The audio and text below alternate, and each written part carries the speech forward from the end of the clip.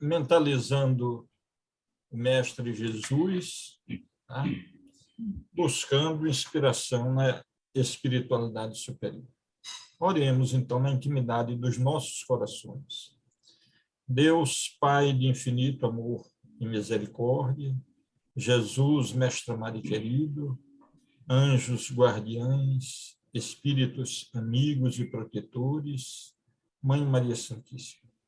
Nesse momento, Senhor Deus, elevamos o nosso pensamento até vós para agradecermos a oportunidade de estarmos aqui reunidos mais uma vez, em teu santo nome, para buscarmos o aprendizado da maravilhosa doutrina que nos traz a emancipação sob o ponto de vista do conhecimento das coisas do nosso Pai, cumprindo no tempo previsto aquilo que afirmara o Mestre Jesus. Senhor Deus, nós te rogamos que abençoe a todos os teus filhos nos mais diversos rincões deste universo. Sobretudo, nós rogamos, Senhor Deus, pela pacificação planetária, que nós consigamos vencer as dificuldades que se nos apresentam a hora presente, nesse instante de transição. Nós rogamos também, Pai amado, que tenhais um olhar de compaixão para o bom povo da Bahia, que neste momento sofre com inundações em mais de 132 das suas cidades.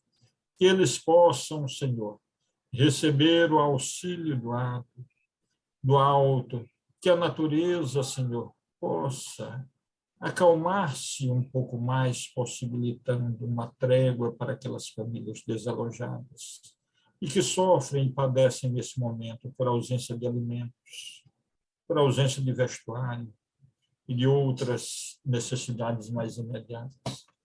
Senhor Deus, nós te rogamos também que abençoe os irmãos que sofrem e padecem por enfermidades das mais diversas etiologias e principalmente as que são vítimas do coronavírus, quer no Brasil, quer no exterior.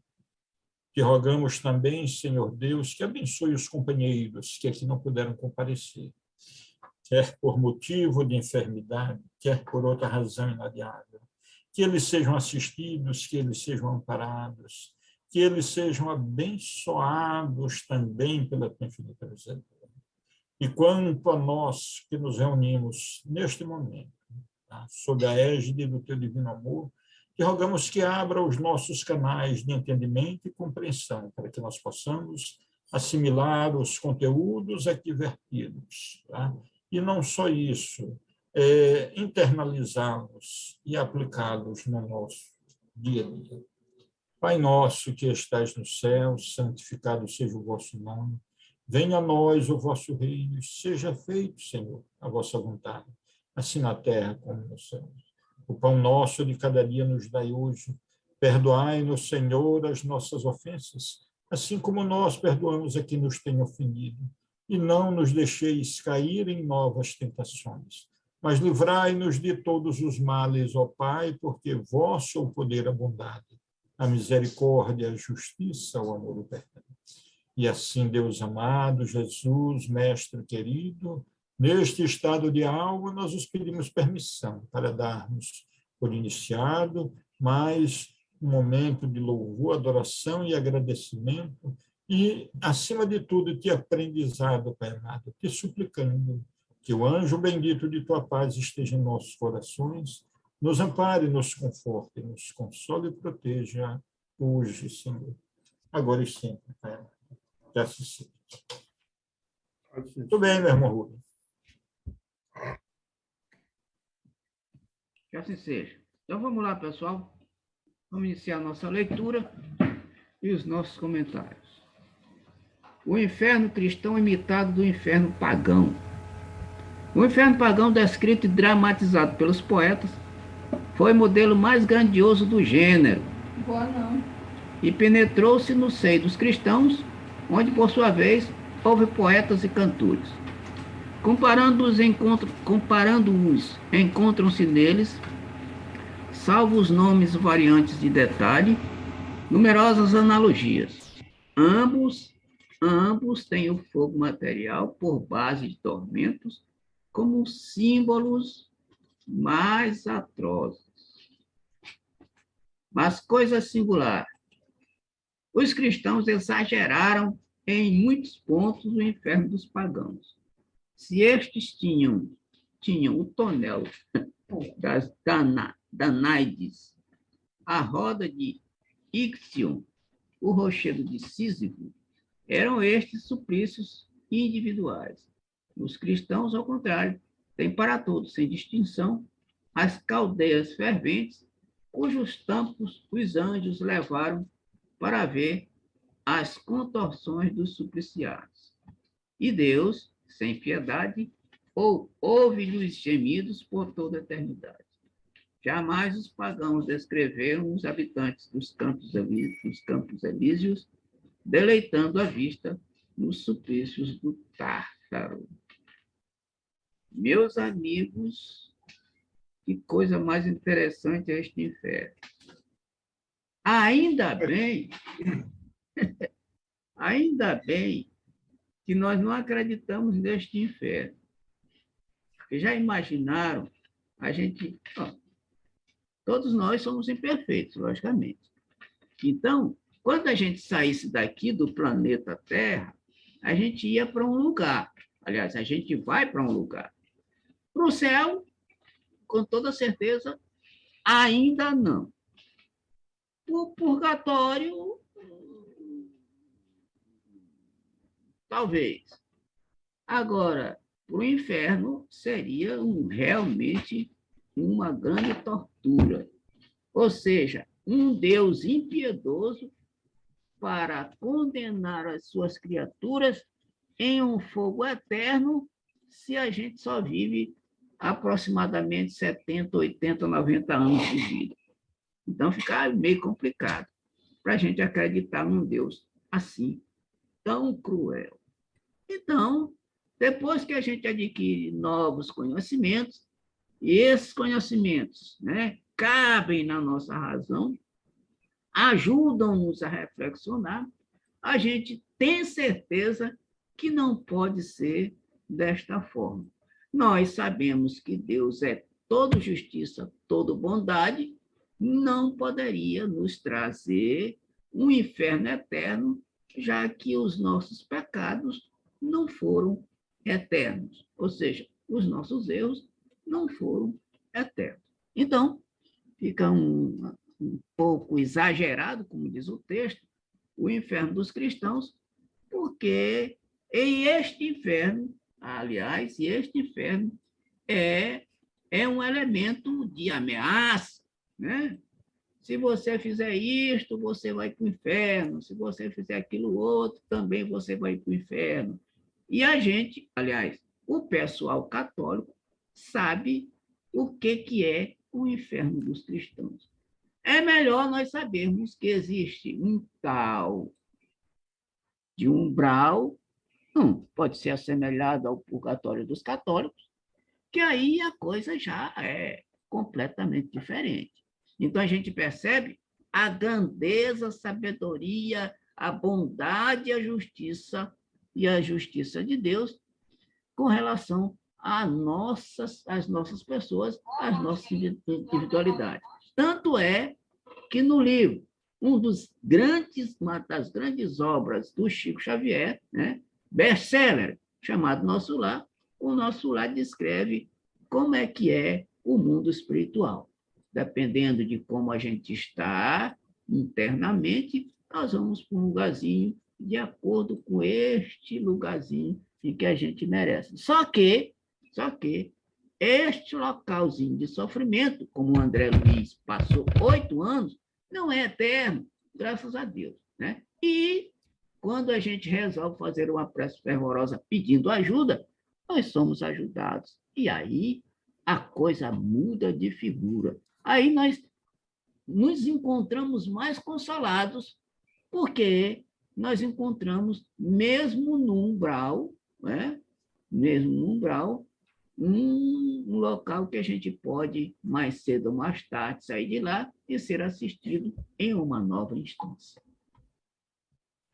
Mais alguém? quer comentar esse pedacinho? Rubinho, eu anotei aqui Diga, meu irmão. o estudo de hoje, página 39, tópico 17, capítulo 3.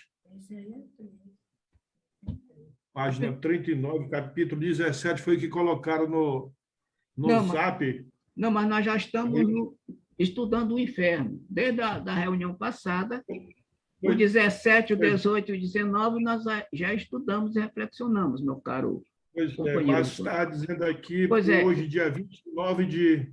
Deve ter sido falha de André. André, que coordena isso aí, ele pode ser. deve ter colocado errado, porque ele sabia que era isso, porque ele participou da reunião passada.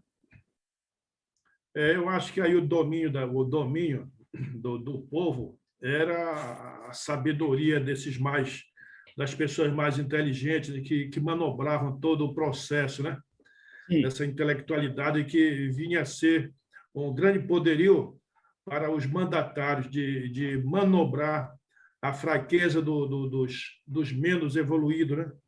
Então, tinha essa invenção toda também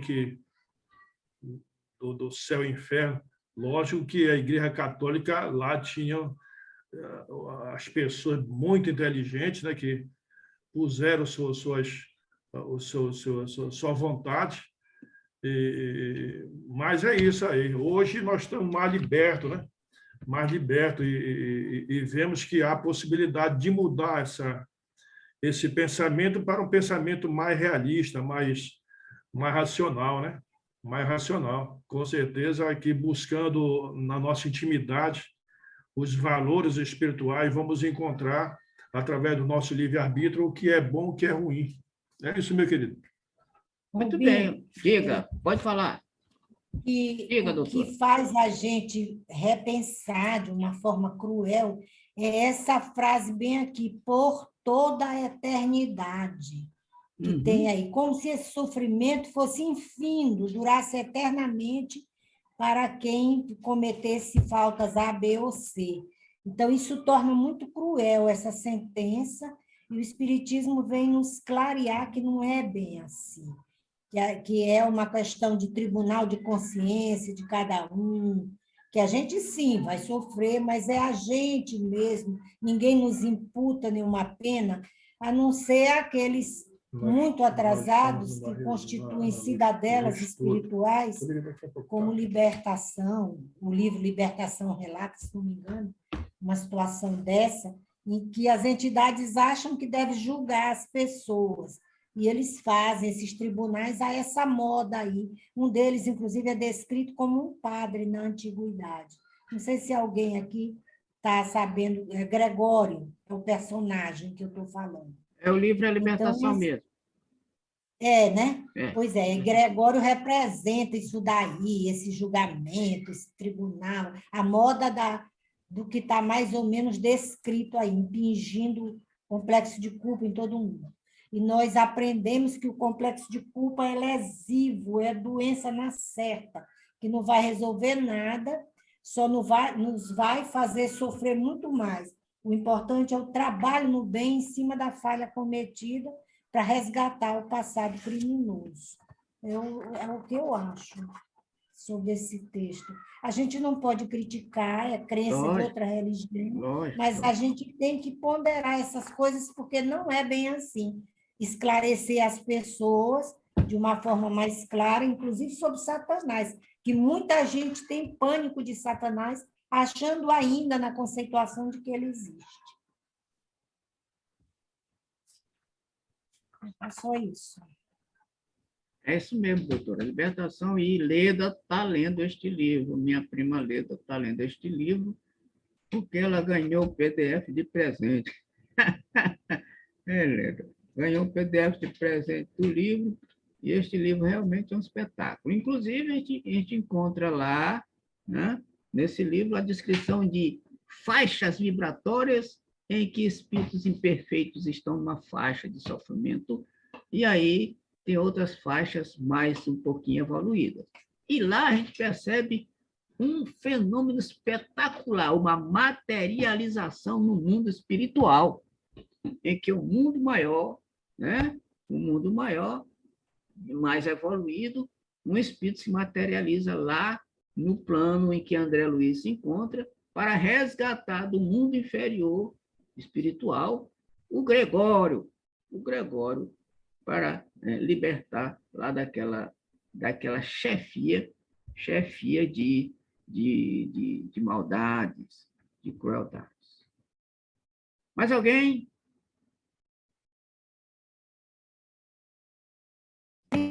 Na mitologia grega. Me parece que tem muita coisa aí da mitologia grega, nessa doutrina de inferno, de julgamento, de crueldade. Tem muita coisa assim da mitologia.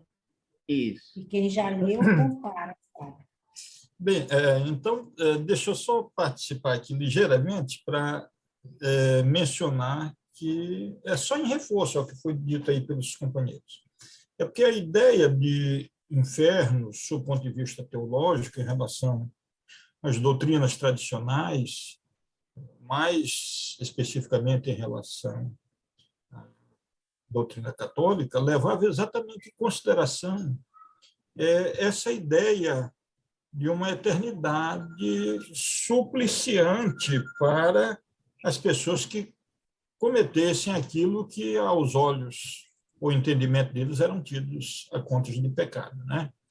E a doutora Bernadette, já confirmada pelo Rubem, eles estão certos na medida em que esses elementos invocam situações das tradições greco-romanas, né? Portanto, ainda vinculados àquelas situações mitológicas, né?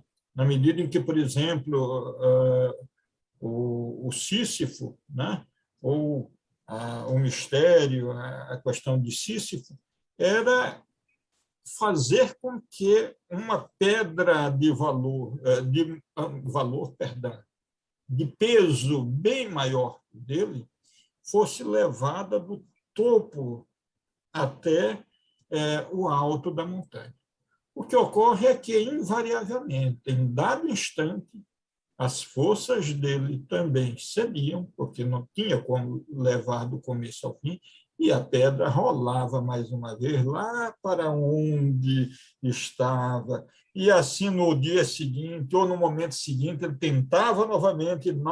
Bom, essa ideia do suplício eterno, né?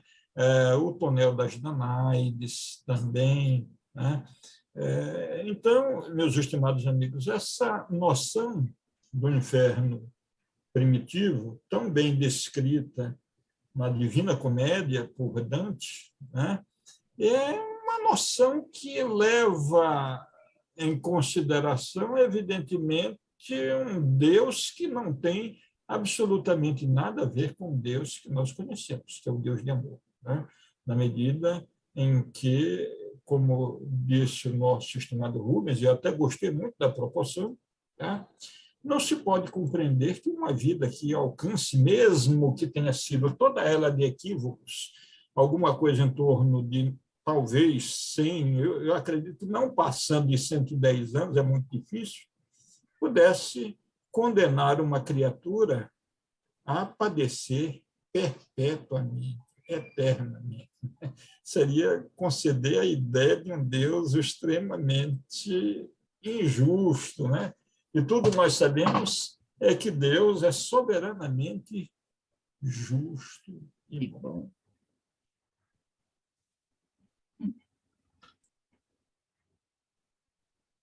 Muito bem. Mais alguém? Rubens, eu queria só perguntar ao nosso estimado professor Otton, que esteve muito tempo na militância, né, católica, tendo sido coroinha, se ele, de repente, não teria mais alguma coisa a acrescentar ao que foi observado. Muito boa colocação, meu caro amigo Edilson. A posição não posso dizer da Igreja Católica, mas das oportunidades que eu tive de participar de algumas missas e algumas rezas, outras, o posicionamento do palestrante, das pessoas com relação ao inferno, é exatamente uma demonstração de um local de queimas, né, de pessoas por labaredas e pelo Satanás, que, embora o nome Satanás era um nome quase não se usava era diabo mesmo, né? Então, sempre nos discursos e nas pregações, quem cometesse os pecados, eles tinham a direção direta para o inferno, né? E lá iria sofrer bastante, né? O espírito sofreria bastante, considerando que é um lugar de fornalhas, de caldeirões, né? Então, a figura realmente foi essa, era essa figura que era colocado, né? Como eu era jovem a essa altura, eu não tinha assim, informações maiores de que poderia ocorrer, esse inferno poderia ter uma outra conotação, mas a conotação que era colocada era de pavor mesmo, era de local de pavor, de queima, de finalização da vida, né? De destruição eterna das pessoas, sem possibilidade de recuperação, né? Como a gente hoje sabe que, né, é a consciência divina é que criou tudo e ele não pode criar coisas boas e coisas ruins e procurando destruir uma e outra, né? Tem que todos ter a mesma oportunidade de alcançar e chegar numa frequência alta do que nós chamamos de céu, né? Todos nós pretendemos chegar a um patamar de felicidade, de alegria, de amor puro, né? De respeito ao próximo, ajuda ao próximo e amor a Deus, o seu amor, né? Absoluto. Então, hoje se sabe que a caminhada de todos nós é em busca de momentos felizes, né? Junto a, a espíritos de luz, da qual nós, evidentemente, iremos nos satisfazer, iremos nos brindar, iremos, na realidade, nos convivermos, né, com esses espíritos de luz que estão a esperar por nós, que estão nos orientando para chegarmos até lá, através de Jesus e de outros grandes líderes religiosos de outras religiões, sempre tem o mesmo caminho. Mas no período inicial da minha vida de sacristão, eu não percebia, não tinha possibilidade de ter assim, uma forma de um raciocínio mais lógico, a não ser ficar com medo mesmo, que era exatamente a proposta dos discursos, era essa, meter medo para todo mundo não pecar, porque senão ia para o caldeirão de breu. Dizem que hoje, doutor, professor Otto, o caldeirão não arde muito, o fogo do inferno não é tão abrasador com relação àquele tempo antigo, porque diz que no tempo antigo o bujão de gás era muito mais barato, né?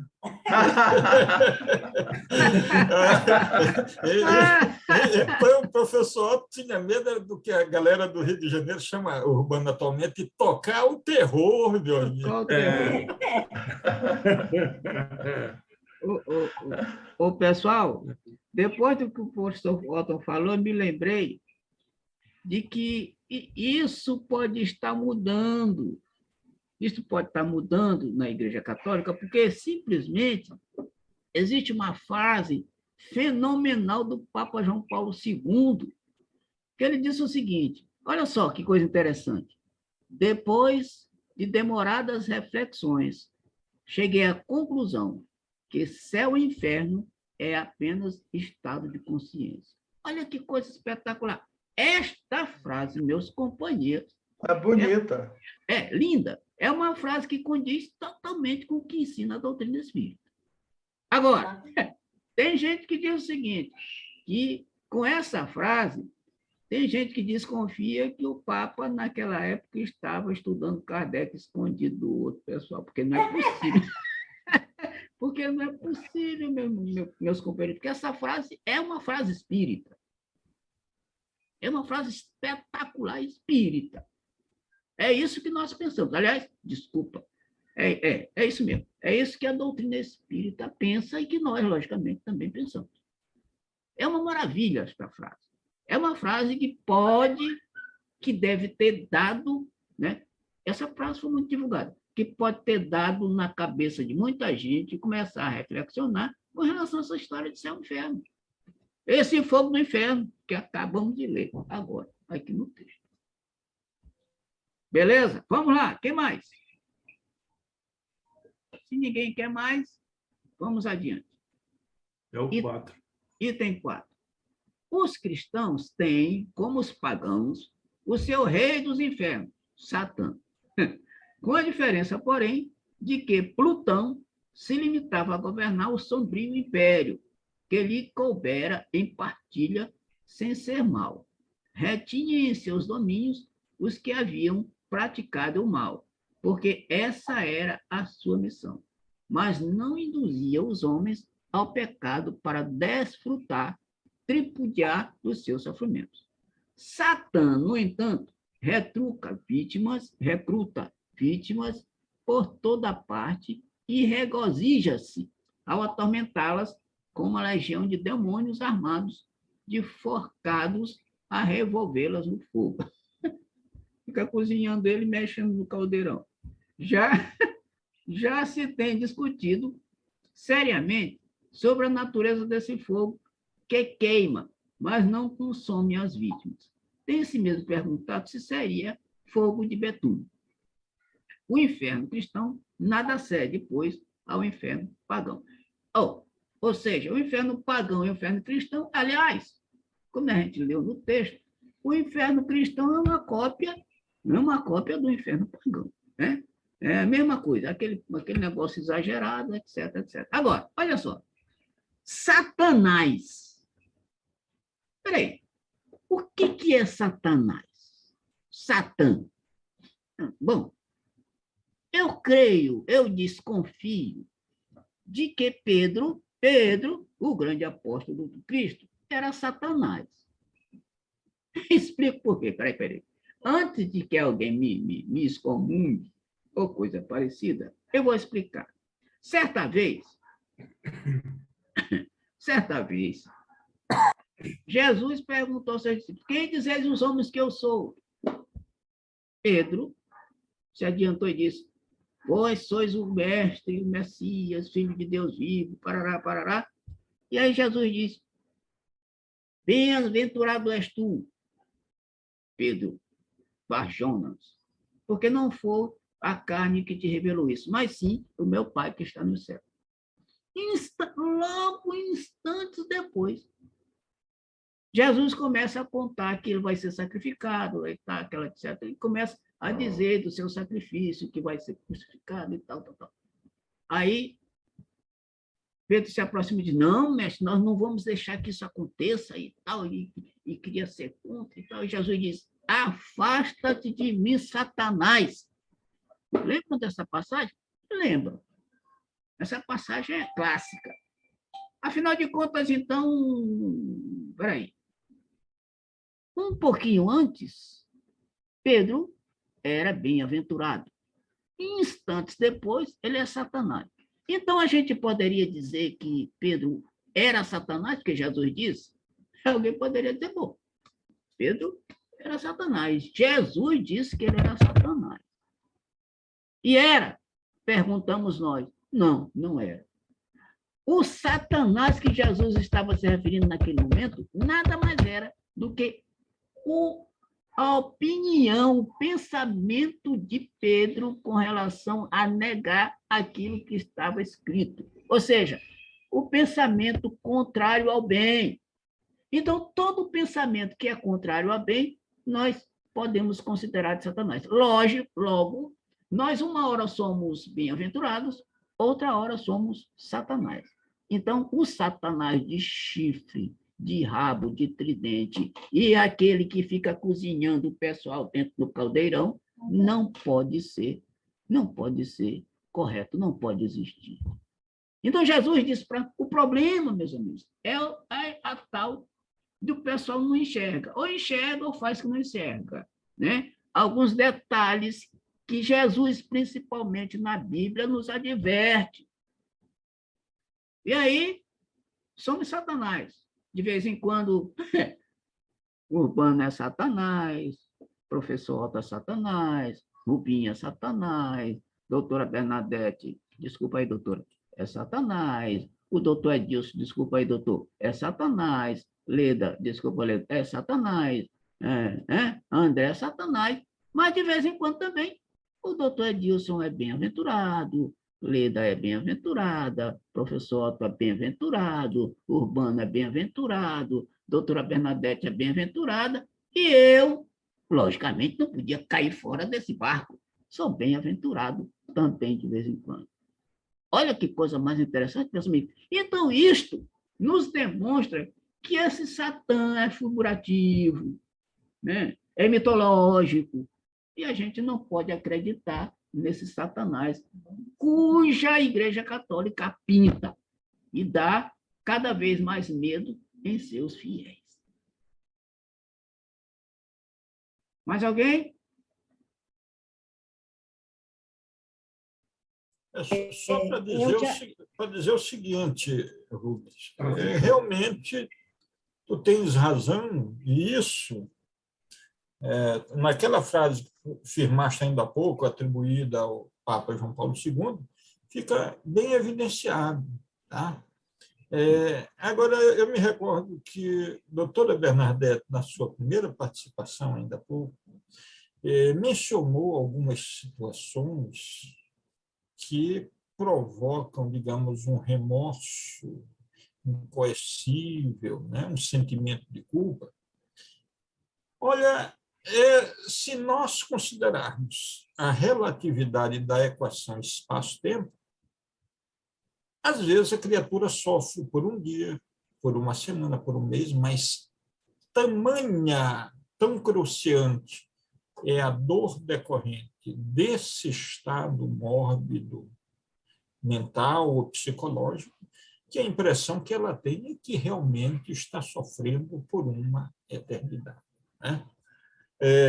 Agora, também, se nós observarmos, Rubens, eu acho até que no começo dessa tua fala, desses comentários, nesse segundo momento, tu até foste muito mais flexível, por assim dizermos, ao dizer que havia uma imitação mais ou menos assemelhada entre o inferno dos pagãos e dos cristãos. Eu só discordo ligeiramente disso aí, porque vendo os comentários, ou melhor, o que os espíritos colocam aqui, a imitação foi para muito pior, meu querido irmão. Né? Porque Plutão, conforme a informação que está aqui, não incitava ao mal. Então, para ele, tanto faz que seus domínios aumentassem ou diminuíssem, ele estava lá cumprindo uma missão. E já Satã, rapaz, por incrível que pareça, ao invés de se limitar simplesmente a cumprir, entre aspas, a sua missão, a exemplo do Plutão, ele ainda instiga o camarada para ir lá, olha, vai lá, faz e vem, para depois, de repente, ficar submetido a esse sofrimento perpétuo. Né? Então, eu acho que o chefe do inferno cristão ainda é mais cruel do que o dos pagãos. Eu tenho uma coisa a acrescentar rapidamente. Terminou, Adilson? Então, eu já ouvi que um reverendo, eu não li isso em lugar nenhum, eu ouvi de um palestrante, um reverendo, na Idade Média, em que ele se postava como uma autoridade na Igreja Católica, Colan de Plancy era o nome dele. ele começou para impingir medo nas criaturas, no povão, para respeitar os desígnios da igreja, ele começou a criar imagens compatíveis com Satã e desenhou num caderno de desenho 300 e pouco, não me lembro o número agora, imagens de chifre e rabo que representariam a figura de Satã. Colan de Plancy, esse reverendo era da Igreja Católica, foi na era medieval, na época de cruzada, Santo Ofício, alguma coisa nesse sentido, em que ele impingia muito medo nas pessoas com a figura de Satanás. Eu já ouvi isso, estou repassando para vocês. Eu já falei isso aqui uma vez, mas eu não li em lugar nenhum. Eu ouvi de um palestrante há muitos anos, e eu gravei essa história. Com relação a isso que a doutora está falando, é um negócio interessante. A gente pode imaginar, a gente pode medir o poder de um líder religioso, é extraordinário. Um líder religioso ele pode muito bem amedrontar os seus fiéis e pode deixá-los também ignorantes com relação à coisa real. Porque, olha só, se o líder religioso disser que uma coisa que não é muito verdadeira, os fiéis vão acreditar. Ainda mais, se o líder religioso disser que está na Bíblia. Aí é que a coisa complica. Porque muitas das vezes o problema das interpretações é que dá esta confusão terrível. O líder religioso interpreta de forma não muito correta e os fiéis vão atrás. Nem questionam. O meu líder religioso falou isso, pode ser de qualquer instituição religiosa. Eu estou falando aqui, qualquer uma. O meu líder religioso disse que é assim e acabou. Quer ver uma coisa? Espírita. Aconteceu na casa espírita aqui, em São Luís. Certa vez, uma moça chegou para um presidente de um centro espírita. Quando eu falo um presidente, pode ser mulher ou homem, viu, pessoal? Chegou para um presidente do centro espírita e disse assim: presidente, eu estou namorando com fulano de tal, assim, assim, assim. Você acha que ele é uma pessoa boa para mim? E o líder religioso, o presidente, disse o seguinte: não, eu não acho que fulano é bom para você. A questão é de onde, olha só, de onde esse presidente tirou esta ideia, ou então teve esta visão. Porque a gente não conhece nem a gente mesmo. Como é que a gente pode conhecer o outro? Ainda mais que o outro está com um relacionamento inicial, para dizer assim, não, esse não serve para ti. Quem vai dizer que serve ou não é a pessoa. A pessoa com a convivência vai percebendo se serve ou se não serve. Resultado, a moça resolveu não aceitar mais o rapaz como namorado. E aí? Ou seja, não reflexionou e não achou que deveria seguir o que o seu líder religioso falou. Isso acontece no centro espírita, acontece na igreja católica, acontece no evangélico, acontece no budismo, sei lá, em qualquer lugar.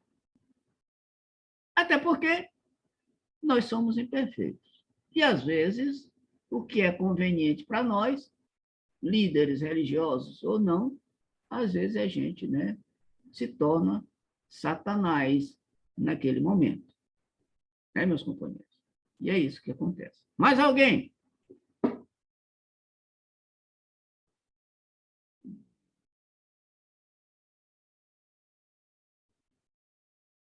Não? Então, vamos adiante.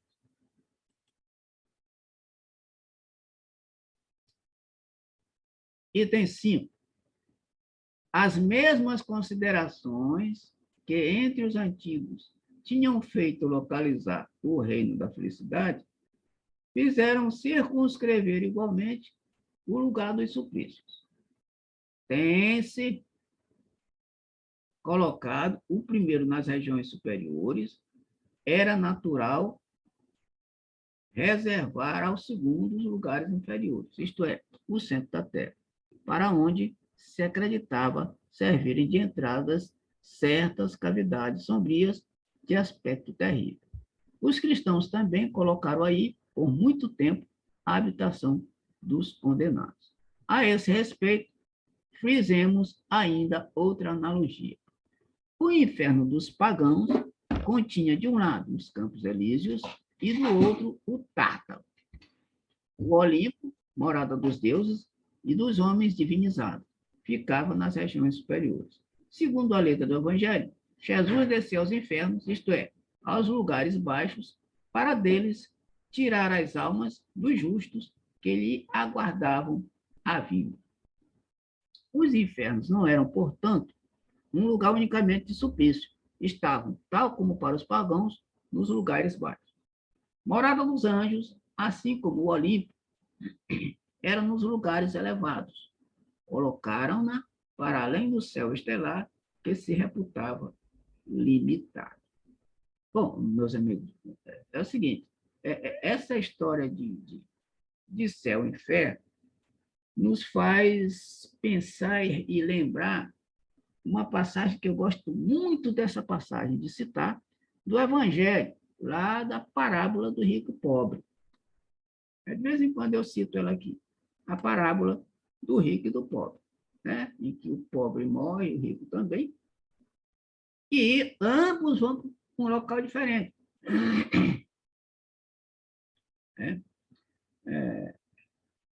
O pobre vai para o seio de Abraão, né?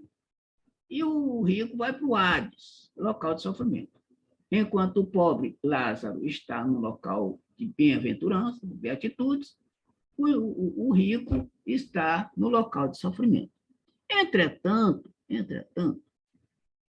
Jesus, na parábola, demonstra que existe um certo diálogo entre aquele que está no sofrimento e aquele que está no local um pouco mais acima, né? A conversa é um diálogo maravilhoso, em que a gente já sabe do diálogo, só percebendo que ele, que estava no local de sofrimento, estava preocupado, o rico, estava preocupado com a situação dos seus irmãos, né? E solicita que pai Abraão, que representa ali, né, o Deus, representa, né, um local de bem-aventuranças, e ele estava como o representante, pede para que ele vá na sua casa para avisar os seus irmãos que eles não continuem naquela situação, para que eles não venham passar por aquele local de sofrimento. Ou seja, a gente percebe que Jesus está dizendo que mesmo no local de sofrimento, nós temos sentimentos. E os nossos sentimentos são voltados para os nossos familiares. E os nossos familiares, quando nós estamos no outro lado, apesar de no local de sofrimento, nós gostaríamos de que os nossos familiares fossem ajudados. Demonstrando que após a morte existe a individualidade, os sentimentos, principalmente para com os nossos familiares. Então, essa divisão de inferno, céu e inferno, né, Jesus está demonstrando que não é bem assim. E que nós estamos também, no texto de hoje, nós estamos percebendo que existe diferença do inferno católico, do inferno pagão, e que é uma crueldade alguém passar para esses locais e ficarem eternamente em sofrimento. Por isso, como a doutrina espírita é uma doutrina consoladora, a gente encontra lá, né, elementos suficientes para nos consolarmos e buscarmos cada vez mais a nossa evolução, a fim de que a gente, no momento em que nós estamos, possamos trabalhar no nosso futuro no mundo espiritual. Mais alguém?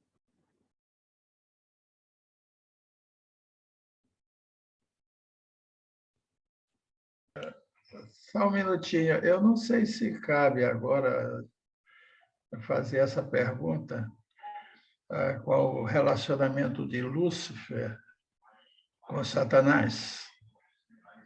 Alguém saberia me explicar? O relacionamento? De Lúcifer com Satanás. Não sei explicar, professor. Eu só sei que o Lúcifer era um espírito de luz, né? De muito iluminado, que resolveu se rebelar contra a divindade, e aí começou realmente a perseguir ou a influenciar negativamente as pessoas para que, né, eles também estivessem... Aliás, o professor, quando a gente estuda, como a gente já estudou o Livro dos Espíritos, a gente percebe lá que existe uma pergunta interessante que diz por que os espíritos querem nos conduzir ao mal? A resposta é, os espíritos imperfeitos. A resposta é, porque eles querem que a gente permaneça no mesmo patamar de sofrimento em que eles se encontram. Ou seja, não querem a felicidade da gente, né? Então, eles esperam uma oportunidade para que isso aconteça. Então, eu acho que Lúcifer e Satanás, Lúcifer deve ser alguma coisa parecida com isso. Na verdade, é essa definição que a Igreja Católica dá de Lúcifer. E Satanás, como a gente já sabe, são pensamentos negativos. O contrário, é o adversário, mais precisamente é chamado de adversário. Não sei se fiz me entender, professor e companheiros, mas é isso que eu acredito que seja. Alguém poderia responder a pergunta do professor? Eu gostaria de fazer uma opinião aí no sentido de que corroboro também com o que afirma nosso irmão.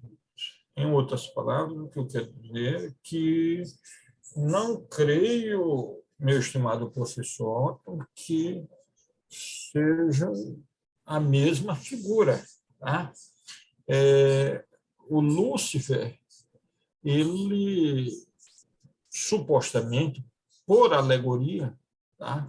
E a gente tem que observar que a Bíblia é um livro fantástico, muito realístico, mas também apresenta situações alegóricas, como já foi mencionado aqui em várias palestras pelo nosso companheiro aí, que pode se servir a qualquer finalidade, a depender do argumento a ser sustentado.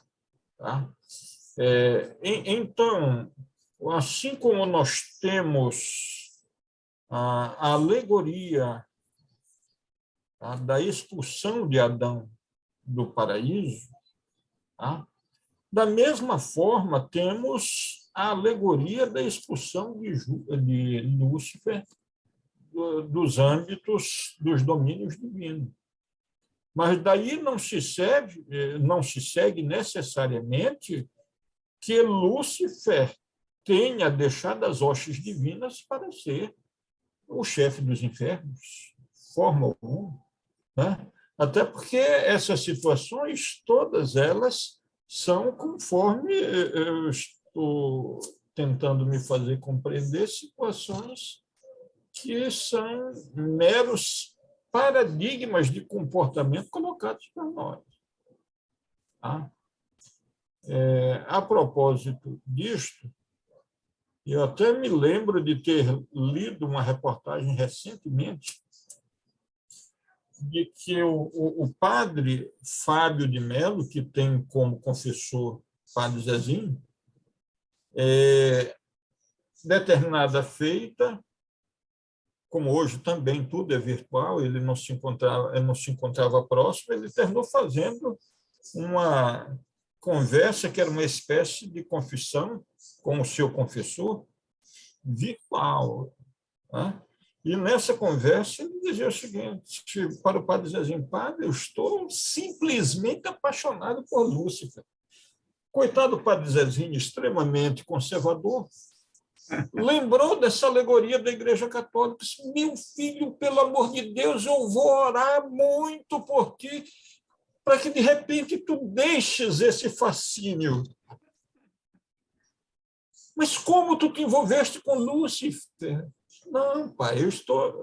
Não, padre Zezinho, eu estou assistindo no Netflix a série, estou realmente impressionado, apaixonado pelo personagem. Então, meu querido professor, desculpem, hoje eu estou assim no dia do gracejo, mas é assim mesmo, né? De vez em quando a gente está lá em cima, aquela coisa toda, etc. E tal. Eu compreendo, professor Otton, que não há, assim, digamos, uma relação direta de um com o outro personagem, embora ambos sejam, ao meu sentir, mitológicos, tanto quanto a expulsão de Adão e Eva do paraíso. Seria correto dizer que a diferença, que um seria filho de Deus e o outro não? O André,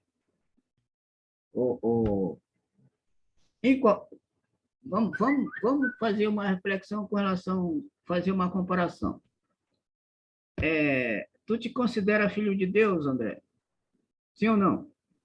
Não, eu me considero, mas Não, eu sim, me não. considero. É só para fazer uma Eu comparação. sei que está errado a concepção, mas é só para diferenciar uma questão de vocábulo, Lúcifer Assim, sim, e sim. Satanás. Tá. Então, olha Entendeu? só.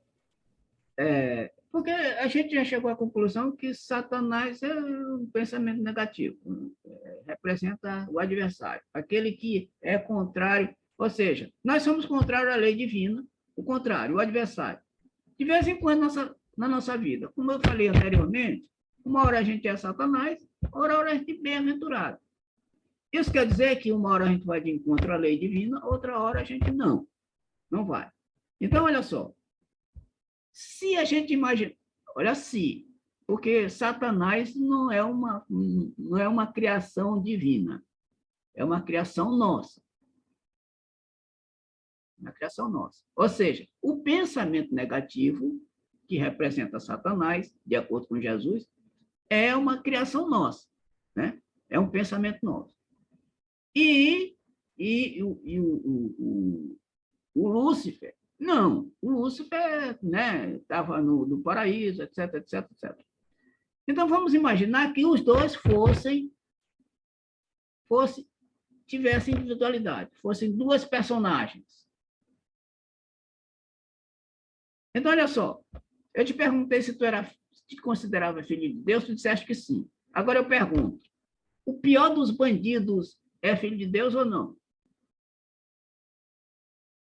Sim. A única diferença, André, é que um está mais equivocado do que o outro. Porque todos nós somos criaturas de Deus. O que a gente aprende no livro dos Espíritos?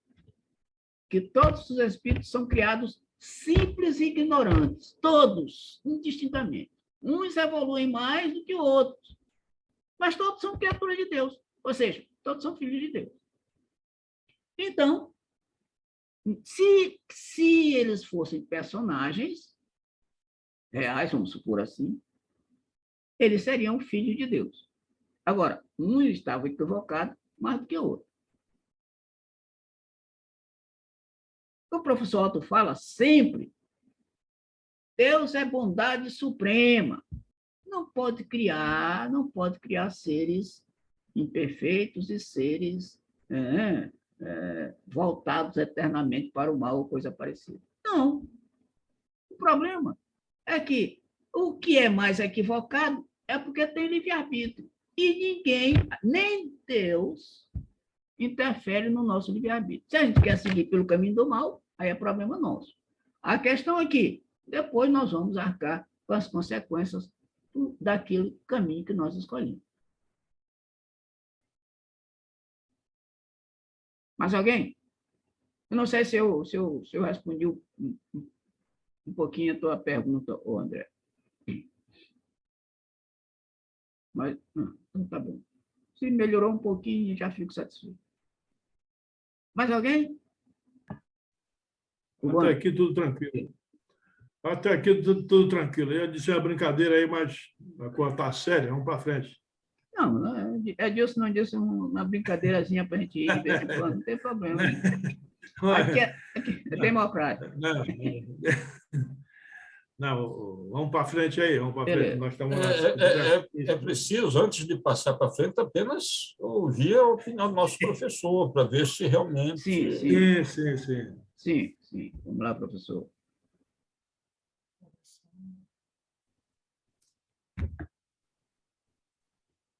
Não, o professor não quer falar, não. Acho que não. Eu quero falar, sim. Tá. É porque... Não, eu vou fazer o seguinte, eu vou aprofundar uma pesquisa que eu tenho na área dos estudos de Urântia. Lá, por isso é que eu preciso reler, eu preciso rever, porque eu já vi isso há um bom tempo, né?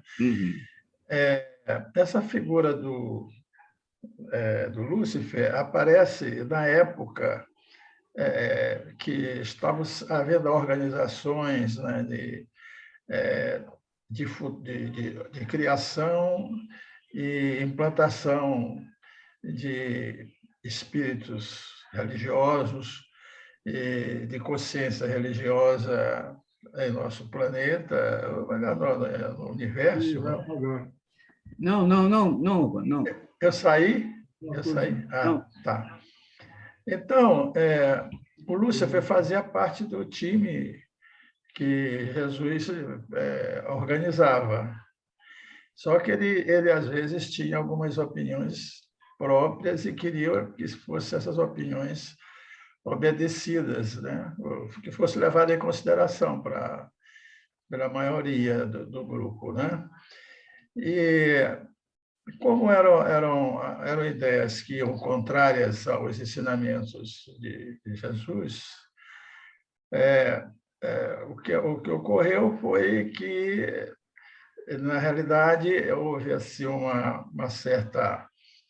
É por isso que eu preciso rever para voltar a conversar com vocês. Se o Raimundo tivesse aí, ele conhece bem Urântia, talvez pudesse ajudar hoje. Na próxima reunião a gente vai ver. Parece que houve uma imobilidade dessas atitudes de querer compartilhar com as ideias das organizações e as disciplinas, né, que ia sendo organizadas por Jesus. Ele ficou praticamente estabilizado, imobilizado no sentido de trabalhar dar continuidade a ideias. Mas só que ele criou alguns partícipes desse grupo de organização, começou a seguir os pensamentos do Lúcifer e cresceu, né? E cresceu, de uma certa forma, começou a criar alguns dentro do grupo de estudo de organização, algumas pessoas começaram a ter essa posição contrária, permanecendo com a ideia do Lúcifer e contrária ao que a organização maior de criação e implantação do universo que foi de Jesus, né? Então, parece que aí começou a haver essa discordância. mas houve uma neutralização. Não sei se houve mudança de nome, né? Mas que cresceu um pouco uma forma de pensarem diferente da forma que vinha sendo administrada por Jesus, né? Então, eu preciso realmente rever, porque esse nome Lúcifer, como o professor Edilson falou, e o Rubem, vem de luz, né? Lúcifer tem a origem de luz, né? Da mesma forma que o grupo todo estava ali, era um grupo de organização do sistema nosso planetário, de galáxias, etc. Tal, né? E aí parecia que houve... Não é que ele quisesse assumir a posição de Jesus, ele queria ter opiniões também que fosse levada em consideração e tudo. Era levado, mas quer dizer, não era simplesmente disso, não, larga de falar, não, isso não. Jesus demonstrava que, na realidade, não poderia ser do jeito que ele queria, e teve que haver uma espécie de neutralização, de encaminhamento das ideias, mas ele formou um time que começou a crescer. E depois chegou a ter até envolvimento com Eva, aí depois tem uma história de Adão e Eva, aí tem uma passagem aí também de um desses membros do grupo de Lúcifer, parece que se envolveu lá, a Eva se envolveu, uma coisa assim, né? Aí tem até que o primeiro filho de Eva não era de Adão, e que o segundo filho é que era de Adão. Aí justamente em Urântia. Aí a coisa já complica, né? Então, como eu não queria falar disso, porque eu já fiz essa leitura há mais tempo e vale a pena eu rever isso aí. Eu prometo rever isso e na próxima reunião nossa eu trazer o que foi dito lá, o que está escrito em Urântia, né? Que se for a verdade, né? Não quer dizer que se é Urântia, não quer dizer que é verdade, né? Foi umas revelações de alguns seres que contaram a história, né? De Urântia, quer dizer o planeta Terra, do sétimo céu. Então, é preciso a gente depois do sétimo universo, uma coisa assim. Mas por isso que eu perguntei, porque talvez alguém tivesse já uma ideia mais atual, mais moderna nessas interpretações, né? Porque até não sei o que está sendo dito atualmente nesse caminho do estudo atual, que foi remodelado muito as ideias, as escritas de Urântia, né? Talvez um dia a gente possa começar a ver alguns capítulos, se houver interesse, né? Até desses capítulos, tem um deles que é só Adão e Eva. Né? Tem vários outros interessantes. Bom, é por isso que era só uma indagação. Tá? Professor, Por não. eu também achei uma boa ideia, eu vou pesquisar a respeito do assunto e aí no sábado, na próxima reunião a gente pode conversar, né? Talvez com mais profundidade a respeito do assunto, porque é um assunto realmente interessante, né? Muito bem. Professor, Eu acho que nós nós já estamos chegando no nosso limite e nós vamos pedir para alguém também, uma outra pessoa, para fazer a prece de encerramento do nosso estudo de hoje. Na próxima reunião, o André, aí, item 6, para as nossas reflexões. Tem 6, tá?